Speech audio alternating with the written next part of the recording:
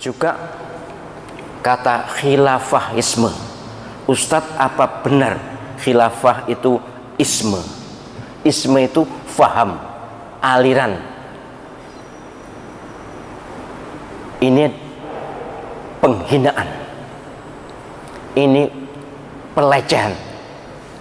Khilafah bukan isme. Sama dengan syariat, jelas bukan isme, berdasar wahyu. Khilafah itu ada ayatnya, Al-Baqarah ayat 30. Soal pemahamannya bagaimana itu silahkan. Tapi ulama yang dulu sepakat, 4 mazhab sepakat bahwa dalam Islam ada ajaran khilafah. Itu jangan dipungkiri.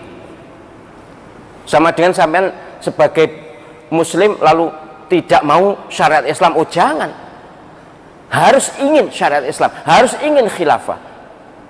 Soal bisa terlaksana atau tidak terlaksana itu soal lain, tapi sebagai muslim hatinya harus patuh kepada Allah SWT. Khilafah bukan isme. Kalau komunis memang isme, kapitalis memang isme, faham. Tapi kalau ini wahyu, tidak bisa. Maksudnya Islamisme tidak mungkin. Kita pasti marah kalau disebut Islamisme. Wong itu bukan faham Nabi Muhammad SAW. Syariatisme bukan, khilafahisme bukan. Jadi khilafah itu kekuasaan yang digunakan untuk menjalankan syariat Islam. Itu khilafah.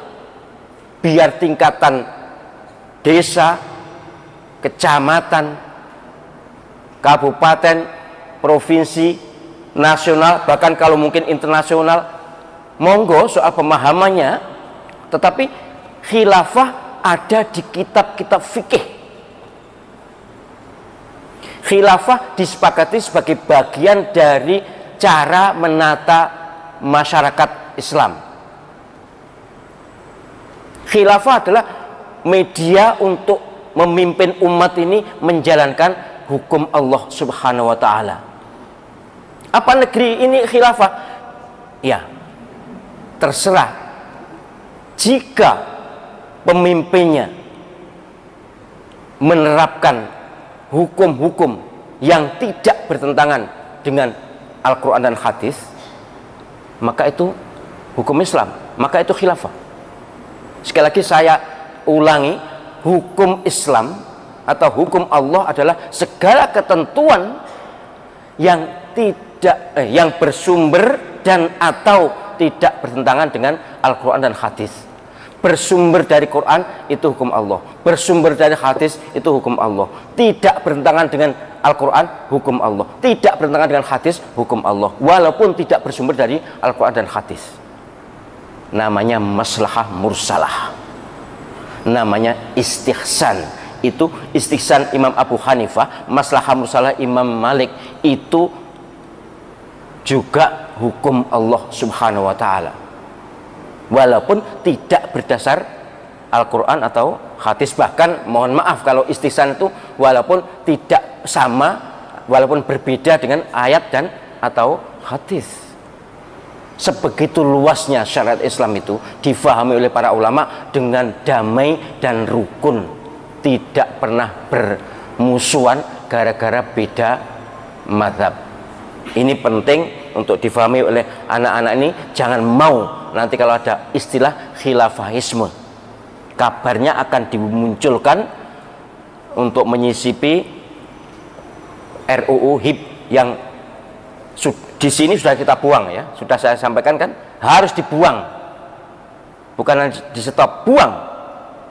Mengapa? Karena memfasilitasi munculnya komunisme, mereduksi, mengurangi Pancasila, bahkan kemudian memberi fasilitas pada faham liberalisme, radikalisme, dan mengingkari sejarah kemerdekaan bangsa Indonesia. Jadi itu sampah, tidak boleh diteruskan. Kalau diteruskan jihad. Kami sudah sepakat dengan para ulama, kalau ini di ngeleno, kalau sampai misalnya diresmikan atau disahkan pada malam hari misalnya, nggak peduli sudah. Ini habis-habisan sudah.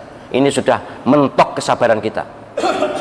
Kalau ulama komando ya sudah, dan alhamdulillah tentara juga, TNI juga mendukung. Jadi kalau ingin negeri ini damai, sudahlah, tidak usah kakek pola.